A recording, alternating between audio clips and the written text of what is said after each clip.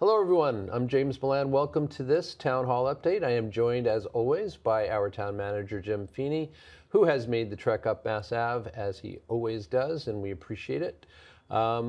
Today we have some affordable housing activity to share, including an RFP that the Affordable Housing Trust Fund Board issued recently. But we want to start, and we've got a number of other topics as well as always, but we want to start talking about budget and financial plans. So what should residents know? Sure. Thank you, James. So there's a couple important financial documents now available on the town's website.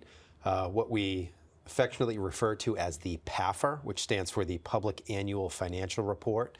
That is now available for the fiscal year 23, which actually ended on June 30th of 2023. So the fiscal year 23 has been closed out, has been audited, all financial statements have been reviewed, and that is a sort of brief 4-page report that provides a snapshot of the town's basic financial condition and the trends at that time. So obviously we're about to wrap up fiscal year 24 on June 30th of this year, and then we'll undergo that sort of comprehensive audit process that we do each year that begins after we finish closing the books this summer, and we'll start in the fall. And then finally, though we're a little bit behind schedule due to some turnover and a vacancy in the town manager's office, but we have the final FY25 town manager's budget and financial plan available on the town's website. That is a much more robust, probably about 250-page document that speaks to the town's prospective budget that was just approved at town meeting this spring, and that will begin on July 1st of this year and carry through June 30th of 2025. So with respect to that FY25 budget, it is largely a level service budget that maintains core municipal services at current levels, but also observes all of our longstanding financial policies and practices that protect the financial health of the organization generally. It does adhere strictly to the growth rates that were committed to voters in November during the November 2023 override election. It also maintains the strong financial reserves that help put us in a position to maintain a strong bond rating over time. But there are certain targeted investments that are being made in fiscal year 25 as part of the override. And as a reminder, the largest share of that is with respect to providing competitive compensation for Arlington's educators, but also taking additional steps to meet the goals outlined in the strategic plan of the Arlington Public Schools and School Committee. So that is happening. The first step of that is happening in fiscal year 25. There's also an increase of $200,000 to our base budget for pedestrian infrastructure, which will include road and sidewalk repair and potentially other elements to increase pedestrian safety. There's also an increase of $250,000 to the Public Works Department budget to cover expected cost increases that will result from our next trash and recycling contract, which we are currently out to bid for, and we'll be going through the process of reviewing proposal over the course of the summer and figuring out who is going to hold the town's next long-term contract for curbside collection and disposal. And we do expect a pretty significant cost increase from when we were, last out to the street, as they say, or public bidding for these services. There's also an additional $150,000 being committed to what we call our OPEB trust fund, which OPEB is other post-employment benefits. So that speaks largely to health insurance benefits for retirees, but it's largely benefits that are not a pension of a public employee. So, that is a pretty large liability for the town, so making that increased commitment will help reduce that exposure and liability within our financial statements.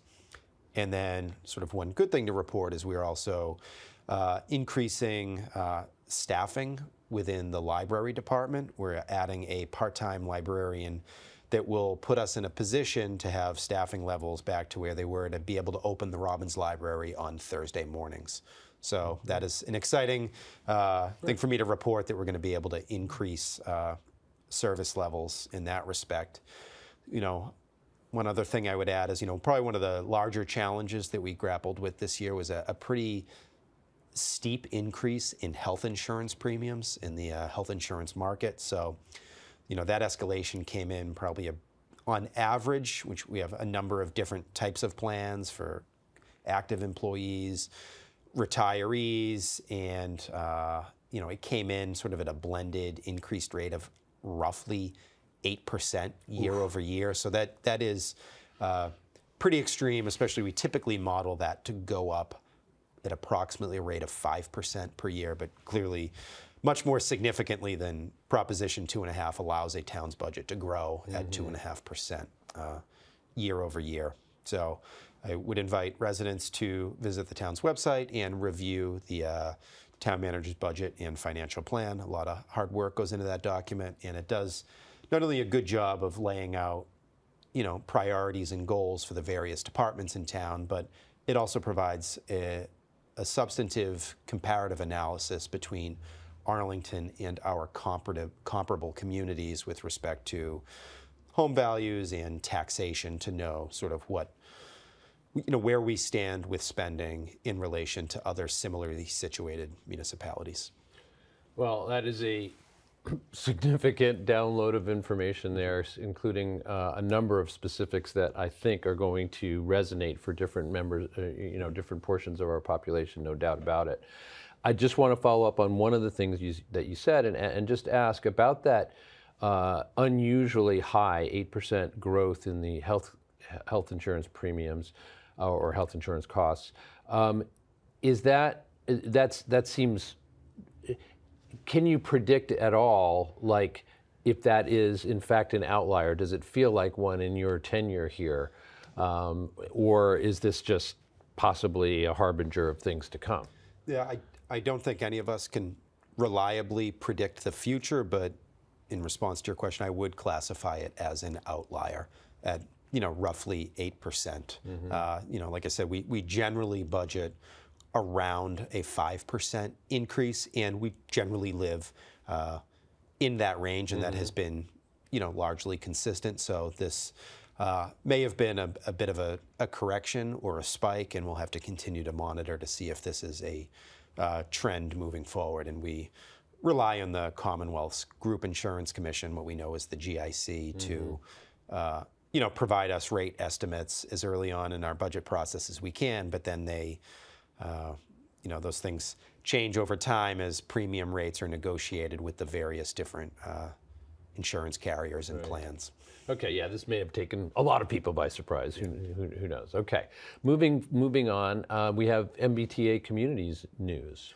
Sure. So it seems like obviously we've been talking about the MBTA Communities Act and Arlington's pursuit of compliance with that act for some time now. But I'm pleased to report that really there were two final elements we were sort of waiting to close out or codify, and that was getting final approval from the Attorney General's Office Municipal Law Unit of the bylaw that we had passed at special town meeting in the fall, and then subsequently sought a amendment or an addition to at annual town meeting this spring to formally adopt the map associated with that bylaw amendment. So the Attorney General's Office has, as of this week, sent us a letter approving, the bylaws as presented and approved by town meeting. And at the same time, on a parallel path, we heard from the Executive Office of Housing and Livable Communities that our economic feasibility analysis that we had conducted to increase the percentage of affordable housing requirement from 10% as allowed by the MBTA Communities Act statute to 15%, which has been Arlington's long-standing requirement per our zoning bylaw. So we did get approval to sort of enforce or require our 15% requirement for future multifamily housing developments within those MBTA Communities Overlay Districts. So it is good to have alignment with that respect, that the requirement will be uniform across the board and across districts in town, but also increase the number of affordable units in future developments. So these are, items of very good news, and we're sort of in a very good place with having achieved compliance with the MBTA Communities Act. Yeah, just a very brief follow-up to that. Since it took, as you said, we've all been on this for quite a while, and it was resolved here in Arlington largely some time back. And I think people are aware that there's been a lot of lack of resolution in other communities since that time. I just want to make note of that and wondered if you had any thoughts to share about it. Yeah, I mean, with respect to our experience here in Arlington, obviously we went through a very long and iterative process to try to get consensus on, what type of plan we would move forward with and what we would ask Arlington's town meeting to vote on. But I think we, similarly learned a lot about the various procedural steps and items that we needed to have in order to make sure that, for lack of a better word, the actions that we took were bulletproof, right? That we're not going to be subject to further challenge, as you alluded to, even in communities that have moved forward with passage. There are ways that, residents of those communities are challenging, whether legal or otherwise, the process or the outcome of that process. So yeah, we're in a good spot now. Yeah, and I have to say it's a relief for me as an Arlington resident. It's a relief just to know that. I have to say. Great, thank you. All right, so moving forward again, Affordable Housing Trust Fund Board just issued an RFP. RFP, remind us, stands for Request for Proposals? You got it. Request for Proposals. Yeah, we only know it as RFP. So yeah, the town had previously allocated $3 million from our ARPA funds to affordable housing. And what the Affordable Housing Trust Fund Board has done is created this program for production of affordable housing units, either through acquisition, creation, or conversion, which we're going to call the ACC program. And we're using the RFP, the public RFP process, to identify, have people propose projects or units for consideration to receive those funds. So each unit would be eligible for a maximum award of $250,000 per unit, but of course those award amounts will vary. So that RFP, I should have noted, is now available on the town's website on the purchasing page.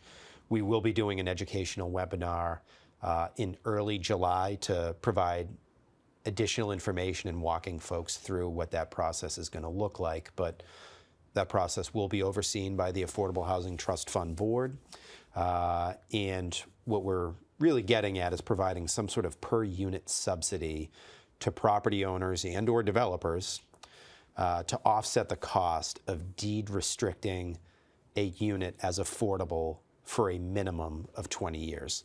Obviously, in perpetuity would be best, but we're seeking those units to be restricted for a minimum of 20 years. So if that is of interest to, Arlington's public, I, encourage them to avail themselves of that opportunity and potentially apply. Great.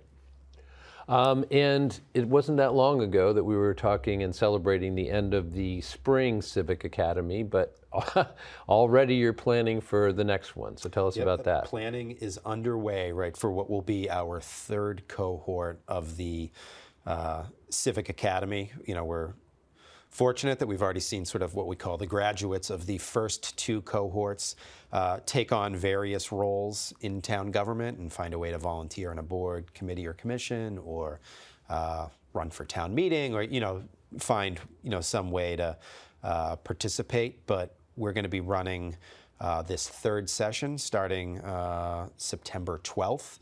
That will run for 6 consecutive weeks. It takes place on Thursday evenings between 6 and 8 p.m. We are now inviting people to apply. We'll be taking approximately 20 participants.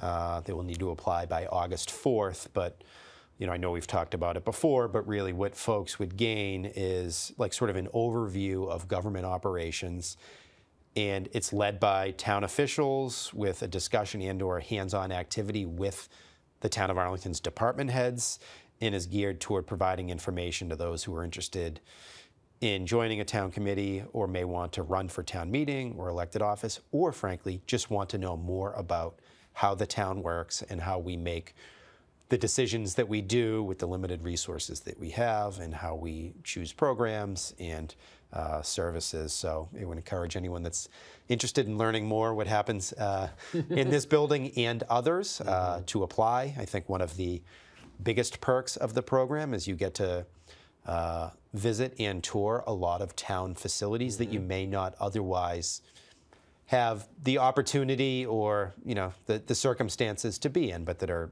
great buildings, and you should get to experience them.